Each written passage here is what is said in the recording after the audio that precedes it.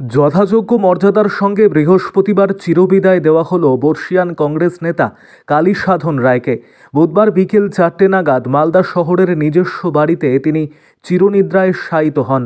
মৃত্যুকালে তার বয়স হয়েছিল ৭৫ বছর। বৃহস্পতিবার সকাল ৯টা নাগাদ তার মরদেহ নিয়ে আসা হয় কংগ্রেসের সদর দপ্তর হায়াত ভবনে। সেখানে কংগ্রেসের নেতাকর্মীরা ছাড়াও সিপিএম নেতারা প্রয়াত কালী সাধন রায়কে শেষ শ্রদ্ধা জানাতে আসেন। অন্যদিকে এদিন সকালে প্রয়াত নেতার বাড়িতে গিয়ে শ্রদ্ধা জানিয়ে আসেন বিজেপি নেতারা।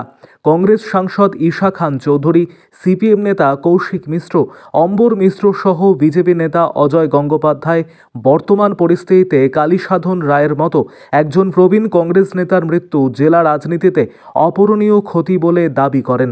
শুনে নিন তারা কি বলছেন। আরও আপডেট থাকতে আমাদের ভিডিও শেয়ার ও ফেসবুক পেজটিকে লাইক করে ফলো করে দিন।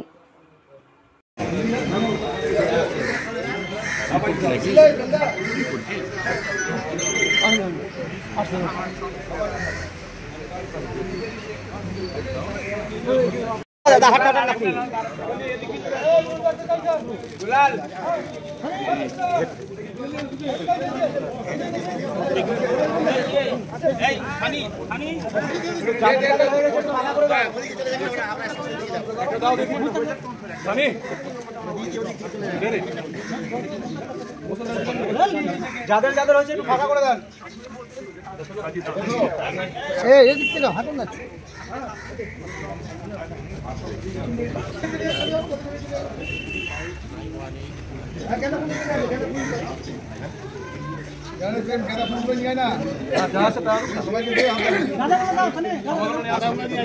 আমরা ফাঁকা করবো।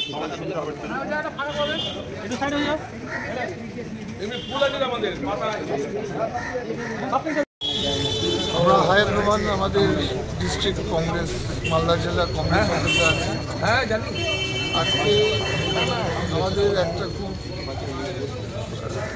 বিশেষ মানুষ আমরা হারিয়ে ফেলেছি, কালী সাধন রায়, কালী সাধন বাবু। উনি আমাদের দীর্ঘদিন থেকে কংগ্রেস পার্টির জন্য সব কিছু উনি ওনার টোটাল লাইফ উনি দিয়েছেন। উনি সব 10 রকম কাজ করতো, এখানে 10 মানুষের কাজ করতেন, পেপার ওয়ার্ক, ডিএমের সঙ্গে লিয়াজন, উনি সব কিছু করতেন। আর সবচেয়ে বড় জিনিস উনি আমাদের গাইড ছিলেন, গাইড, ফাদার সেগার। তার জন্য আজকে যে ওনাকে হারিয়ে ফেলেছি আমরা বিশ্বাসই করতে পারছি না, কেউ বিশ্বাস করতে পারছে না। উনি অসুস্থ ছিলেন 4-5 মাস থেকে, তবু আমরা বিশ্বাস করতে পারছি না এত বড় ফিগার আমরা হারিয়ে ফেলেছি।